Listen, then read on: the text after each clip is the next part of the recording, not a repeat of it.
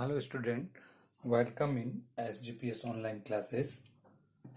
Today we discuss the difference between cash transaction and credit transaction. You can see there is some transaction which look like similar from each other, but there is a little difference between them.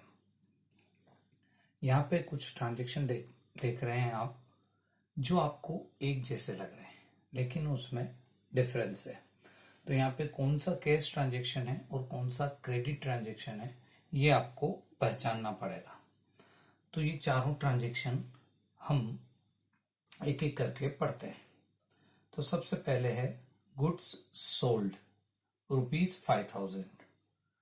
5000 में आपने goods sold किए। Goods sold to Naresh for cash. Goods sold to Naresh ₹7,000. Goods sold to Naresh on credit ₹4,000. यहाँ पे हम transaction number second देखें और fourth देखें तो इसमें क्लियर है। It is clearly mention that it is cash transaction because goods sold to Naresh for cash. It is clearly mention in this transaction that transaction is cash transaction, and in this transaction there is clearly maintained that we sold goods to Naresh on credit. तो जहां पे ये clearly mention है कि वो अगर cash transaction है या क्रेडिट ट्रांजेक्शन है तो वहां पे आपको कोई प्रॉब्लम नहीं आती। अब यहाँ पे जनरली आपको ध्यान रखना होता है कि जो ट्रांजेक्शन कैश ट्रांजेक्शन है, जैसे ये लिख रखा है goods sold to Naresh for cash, यानी कि नरेश को हमने कैश में सेल्स किया, तो यहाँ पे आपको नरेश से कोई लेना देना नहीं है। अब आप कैश में सेल कर रहे हैं तो चाहे नरेश को करे या सुरेश को करे या महेश को करे, उससे कोई फर्क नहीं पड़ता। आपने पैसा लिया और बदले में गुड्स दी। लेकिन यहाँ पे अगर आप क्रेडिट पे सेल कर रहे हो तो आपको नरेश का ध्यान रखना होगा क्योंकि नरेश से आपको वो पैसा लेना है।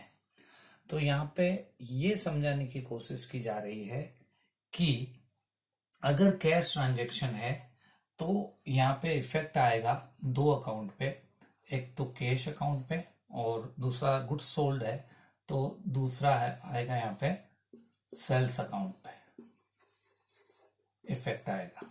नरेश से यहाँ पे कोई लेना देना नहीं है इस ट्रांजैक्शन में, ठीक है। अब दूसरा ट्रांजैक्शन हम देखें क्रेडिट ट्रांजैक्शन, तो यहाँ पे नरेश और सेल किया आपने तो सेल्स अकाउंट, तो यहाँ पे इफेक्ट आ रहा है नरेश अकाउंट पे और दूसरा आ रहा है सेल्स अकाउंट पे। नरेश अपना डेटर है और दूसरा सेल्स अकाउंट पे इफेक्ट आ रहा है। अब इन ट्रांजैक्शन को हम रिकॉर्ड करें तो यहाँ हमें कोई ज्यादा प्रॉब्लम नहीं आएगी क्योंकि दोनों अकाउंट है। इन दोनों की मैं एंट्री आपको करके बताता हूं। फिर आपको जहां पे मेंशन नहीं है कि वो ट्रांजैक्शन कैश है या क्रेडिट है, उसको कैसे ट्रीट करेंगे वो समझना होगा। तो यहाँ पे हम पहले सेकंड ट्रांजैक्शन जो है इसकी एंट्री करते हैं यहाँ पे, फिर हम फोर्थ ट्रांजैक्शन की भी एंट्री करेंगे। तो goods sold to Naresh for cash. It is clearly mentioned in transaction that transaction is cash transaction, or when there is clearly mentioned the impact on two account, cash account and sales account. तो यहाँ पे जो अपना rule है पहले हम account जो affected है उनको पहचाने। तो यहाँ पे दो अकाउंट पे इफेक्ट आ रहा है, एक तो कैश अकाउंट पे दूसरा सेल्स अकाउंट पे। अब इनके टाइप हम पता करते हैं। तो जो कैश अकाउंट है वो रियल अकाउंट है, ठीक है, और सेल्स अकाउंट जो है वो हम नॉमिनल अकाउंट की कैटेगरी में लेते हैं। अब यहाँ पे जो रूल है रियल अकाउंट का रूल है what's comes in debit goes out credit. जब आप सेल कर रहे हो तो cash comes into business, so cash account is debited and sales account nominal account है और अपनी इनकम है इसलिए सेल्स अकाउंट क्रेडिट हो जाएगा। तो यहाँ पे डेबिट क्रेडिट हमने क्लियर कर लिया। अब इसको हम अकाउंटिंग एंट्री में कैसे लिखेंगे वो अपने को यहाँ पे मेंशन करना है। तो एंट्री जो है जर्नल में आप इस टाइप से करेंगे, जो पहले डेबिट होता है वो करते ही हैं आप। तो cash account debit to sales account, और ये जो ट्रांजेक्शन है इसमें अमाउंट है 10,000, तो 10,000 आप डेबिट में मेंशन करेंगे और 10,000 क्रेडिट में। यहाँ पे मैं डायरेक्ट एंट्री बता रहा हूँ, आपको जर्नल के फॉर्मेट में वो एंट्री करनी होती है, और फॉर्मेट जो है वो हमने पिछले वीडियो में समझाई है, तो उसी जर्नल के फॉर्मेट में ये आपको एंट्री करनी होगी। यहाँ सिर्फ एंट्री कैसे करते हैं वो हम समझ रहे हैं। तो ये हमने समझा कि जब भी कैश ट्रांजेक्शन है, क्लियरली मेंशन है कैश ट्रांजेक्शन है, तो उस अगली पार्टी से आपको कोई लेना देना नहीं है, क्योंकि आपने बदले में कैश ले लिया है, तो उसे अपनी बुक में मेंशन करने की जरूरत नहीं है। अब ये ही ट्रांजेक्शन क्रेडिट ट्रांजेक्शन है, तो क्या फर्क पड़ेगा वो हम समझते हैं ट्रांजेक्शन नंबर 4 से। और इन दोनों ही ट्रांजेक्शन में क्लियरिफिकेशन है कि वो ट्रांजेक्शन कैश है या क्रेडिट है। तो अब हम लेते हैं ट्रांजेक्शन नंबर 4 और उसकी एंट्री समझने की कोशिश करते हैं। तो 4 की हम एंट्री समझें तो वही 2 अकाउंट पे इफेक्ट है यहाँ पे। अब आपने क्लियर यहाँ मेंशन है कि ये क्रेडिट पे सेल किया है, तो यहाँ पे नरेश से आपको वो पैसा लेना है, तो एक इफेक्ट तो आ रहा है नरेश पे, नरेश, और दूसरा अकाउंट है सेल्स अकाउंट, क्योंकि ये सेल है। अब इन दोनों अकाउंट के टाइप हम पता करते हैं, तो इसका टाइप है पर्सनल और सेल्स है आपके नॉमिनल। तो ये हमने टाइप पता किया। अब रूल अप्लाई करते हैं, तो रूल अप्लाई करें तो पर्सनल अकाउंट में रूल है debit the receiver credit the giver. तो यहाँ पे आप देखें जो नरेश है उसको आपने सेल किया है, तो नरेश बिजनेस के लिए रिसीवर हुआ, तो इसको आप डेबिट करेंगे, और सेल्स नॉमिनल अकाउंट है, इसमें इनकम होती है इसलिए ये क्रेडिट होगा। तो ये हमने एनालिसिस किया। अब इसको जर्नल एंट्री में हम कैसे शो करेंगे, तो इसकी एंट्री इस टाइप से बनेगी, Naresh account debit to sales account, और अमाउंट है इसमें 4,000। ये 4th ट्रांजेक्शन को हमने एनालिसिस किया। तो इन दोनों ट्रांजेक्शन को आपने ऑब्जर्व किया हो तो इसमें जहां क्लियरली कैश ट्रांजेक्शन है, क्वेश्चन में मेंशन है, ट्रांजेक्शन में क्लियर दे रखा है, तो उस कैश ट्रांजेक्शन को रिकॉर्ड करते टाइम आपको ध्यान रखना है कि यहाँ पे इफेक्ट एक तो कैश अकाउंट पे है और दूसरा सेल्स अकाउंट पे है, और उसको फिर आप एंट्री में समझा ही था आपने। और जो क्रेडिट ट्रांजेक्शन है उसमें उस पर्सन पे इफेक्ट है और दूसरा इफेक्ट सेल्स पे है, और उसको कैसे अपन एंट्री में मेंशन करेंगे वो भी हमने समझा। अब जो बचे हुए 2 ट्रांजेक्शन है उसको हम समझते हैं, और यहाँ बहुत ही ध्यान से आपको समझना है, क्योंकि बार बार आपके क्वेश्चन में बीच बीच में ऐसे ट्रांजेक्शन आएंगे जहां आपको जो है आइडेंटिफाई करने में कंफ्यूजन होगा। तो उस कंफ्यूजन को हम यहाँ क्लियर करते हैं। ये दोनों हो चुके हैं, सेकंड ट्रांजेक्शन हो गया, 4th ट्रांजेक्शन हो गया। तो अब आपके सामने बच रहा है फर्स्ट ट्रांजेक्शन, गुड्स सोल्ड। अब यहाँ पे गुड्स सोल्ड तो लिख रखा है, इसका मतलब आपने सेल किया है, लेकिन यहाँ पे ये मेंशन नहीं है कि गुड्स सोल्ड ऑन क्रेडिट और गुड्स सोल्ड ऑन कैश। तो इस टाइप की सिचुएशन में जहां पे किसी नाम का इंडिकेशन यहाँ पे नहीं है कि आपने किसको सेल किया, तो ये ट्रांजेक्शन कैश माना जाएगा। तो इससे हमने क्या अंडरस्टैंडिंग डेवलप की, when there is no indication about that person whom we sold goods, then transaction treated as cash transaction। तो यहाँ पे जो गुड्स सोल्ड लिख रखा है लेकिन यहाँ पे कोई नाम नहीं लिख रखा, इसका मतलब ये ट्रांजेक्शन जो है वो कैश ट्रांजेक्शन माना जाएगा। तो कैश ट्रांजेक्शन माना जा रहा है, तो इसमें 2 अकाउंट पे इफेक्ट हो रहा है, एक तो कैश अकाउंट पे और दूसरा सेल्स अकाउंट पे। कैश अकाउंट रियल अकाउंट है और सेल्स जो है वो नॉमिनल है, और रियल अकाउंट में what's comes in debit, sell किया तो पैसा आएगा डेबिट होगा, और सेल्स अकाउंट क्रेडिट होगा क्योंकि ये इनकम है। तो यहाँ पे हमने क्या सीखा, जब क्वेश्चन में ट्रांजैक्शन में आपको दे रखा है गुड्स सोल्ड, लेकिन ये इंडिकेट नहीं कर रखा है कि कैश खरीदा या क्रेडिट खरीदा और कोई नाम यहाँ पे नहीं है, कोई भी नेम नहीं है, तो ये कैश ट्रांजैक्शन माना जाएगा। क्लियर। अब ये ही प्रॉब्लम थर्ड वाले में भी है, यहाँ पे इंडिकेट नहीं किया गया है कि वो कैश बेचा या क्रेडिट पे बेचा। तो गुड्स सोल्ड टू नरेश, यहाँ पे नाम आ गया है, नाम तो आ गया है लेकिन मेंशन नहीं है कि वो कैश है या क्रेडिट है। तो इस सिचुएशन में जब क्वेश्चन में नाम दे रखा है और ये मेंशन नहीं कर रखा है कि कैश सेल्स किया या क्रेडिट पे सेल्स किया, तो उस समय वो ट्रांजैक्शन जो है वो क्रेडिट ट्रांजैक्शन माना जाएगा। तो ये जो थर्ड ट्रांजैक्शन है वो क्रेडिट ट्रांजैक्शन है। इसमें दो अकाउंट आ रहे हैं, एक तो सेल्स अकाउंट और दूसरा नरेश का अकाउंट। थर्ड ट्रांजैक्शन की बात हो रही है यहाँ पे। और नरेश का जो अकाउंट है वो पर्सनल अकाउंट है और सेल्स जो है वो नॉमिनल है। तो ये तो आपके हो गया नॉमिनल अकाउंट और इसका टाइप हो गया पर्सनल अकाउंट। अब इसमें आपको ध्यान देना है, सेल्स जो है वो नॉमिनल है, इनकम है इसलिए क्रेडिट होगा, और पर्सनल में हम रूल अप्लाई करते हैं debit the receiver credit the giver, तो ये डेबिट हो रहा है। तो यहाँ पे क्लियर हुआ। और ये अब हम एंट्री कैसे करेंगे वो भी लिखते हैं, जो डेबिट हो रहा है वो पहले लिखते हैं, Naresh account debit to sales account. ये आपको वापस क्लियरली जर्नल के फॉर्मेट में मेंशन करना होगा, वो भी आप ध्यान रखेंगे। तो बच्चों हमने क्या सीखा वो वापस से रिपीट करता हूँ।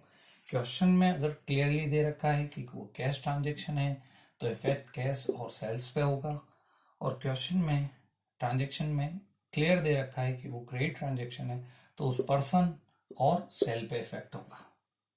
ये समझा। उसके बाद जहां मेंशन नहीं है और नाम भी नहीं दे रखा तो वो कैश ट्रांजैक्शन माना जाएगा, और जहां नाम दे रखा है साथ में और मेंशन नहीं कर रखा है कि कैश है या क्रेडिट है तो इस सिचुएशन में वो क्रेडिट ट्रांजैक्शन माना जाएगा।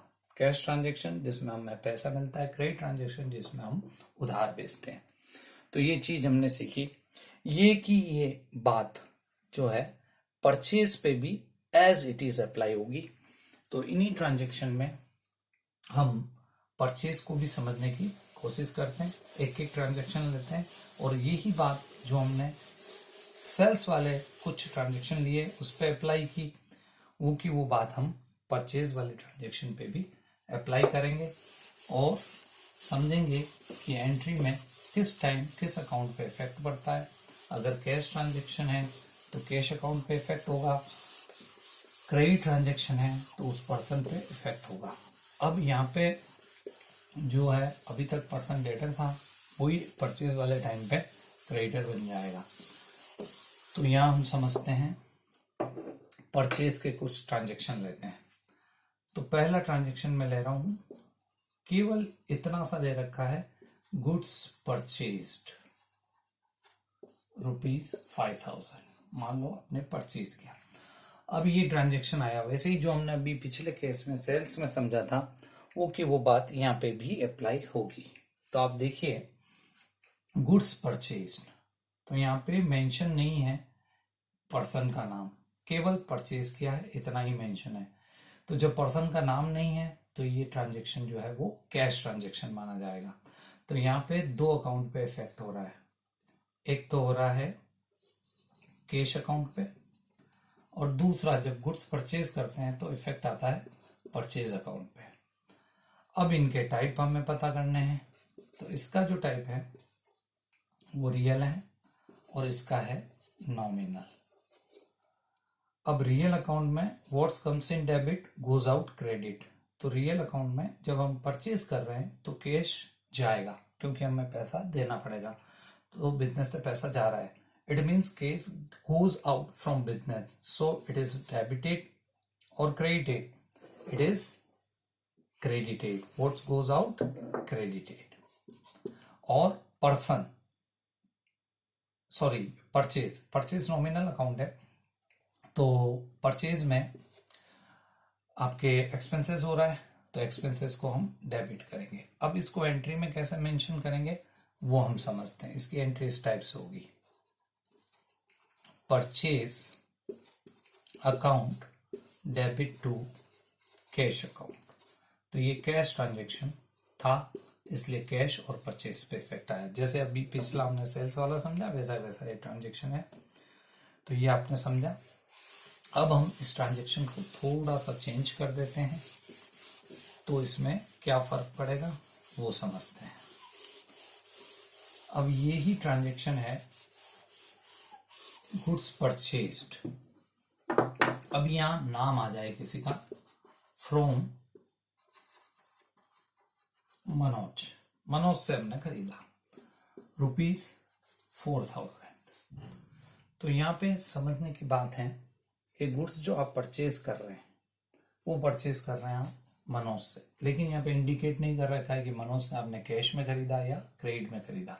लेकिन जो पिछले हमने ट्रांजेक्शन समझे वो की वो बात यहाँ भी अप्लाई हो रही है।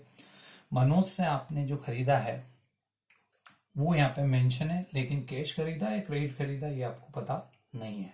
तो इस सिचुएशन में जब नाम आ गया है तो ये ट्रांजेक्शन क्रेडिट ट्रांजेक्शन यानी कि ये उधार पे खरीदा हुआ माना जाएगा। तो यहाँ पे जो इफेक्ट आएगा, एक तो आएगा मनोज के अकाउंट पे और दूसरा आएगा परचेज अकाउंट पे। तो मनोज का अकाउंट जो है वो पर्सनल अकाउंट है, और पर्सनल अकाउंट में रूल है debit the receiver credit the giver.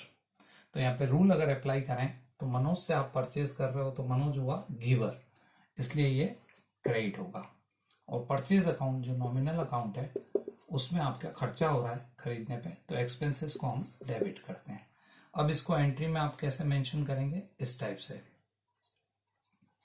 Purchase account debit to Manoj account, और अमाउंट आप ये 4,000 जो है मेंशन करेंगे। तो ये हमने सीखा कि कैसे हम पहचानेंगे जब इंडिकेट नहीं कर रखा है, नाम दे रखा है तो वो क्रेडिट ट्रांजेक्शन माना जाएगा, और नाम नहीं दे रखा है तो वो कैश ट्रांजेक्शन माना जाएगा।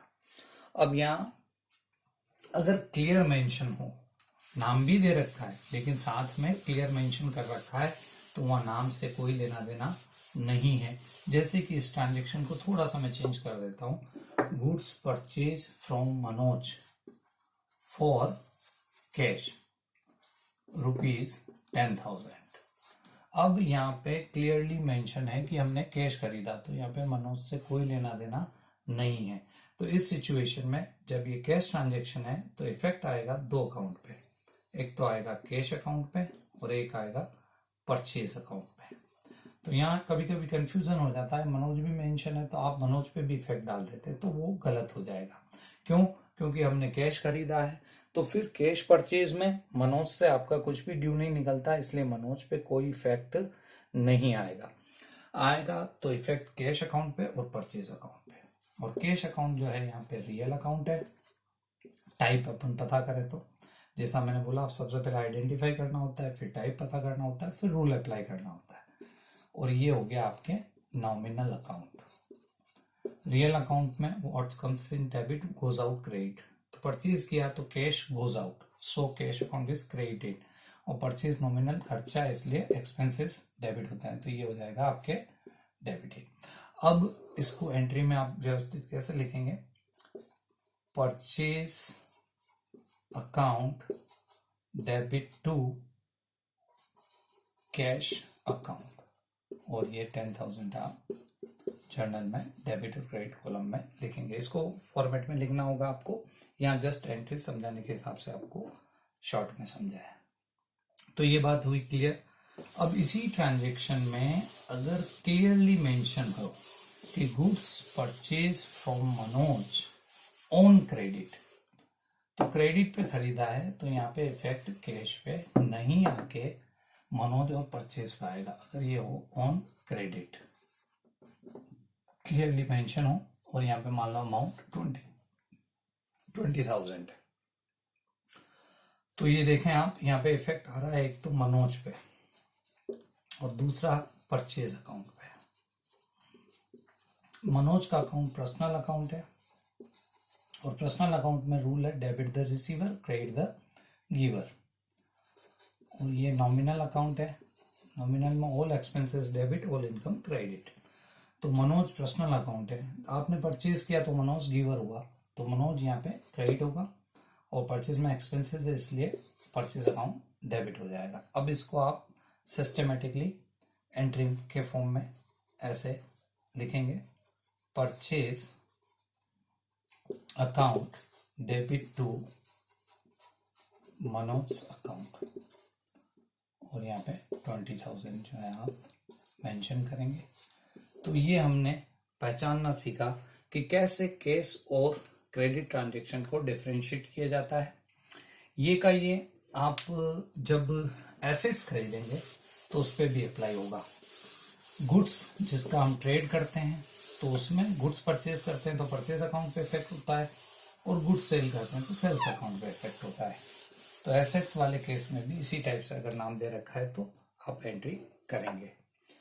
तो आई होप आपको ये अच्छे से समझ में आया होगा। तो आपको जो होमवर्क दिया जा रहा है उससे आप प्रैक्टिस करेंगे और समझने की कोशिश करेंगे। Thank you.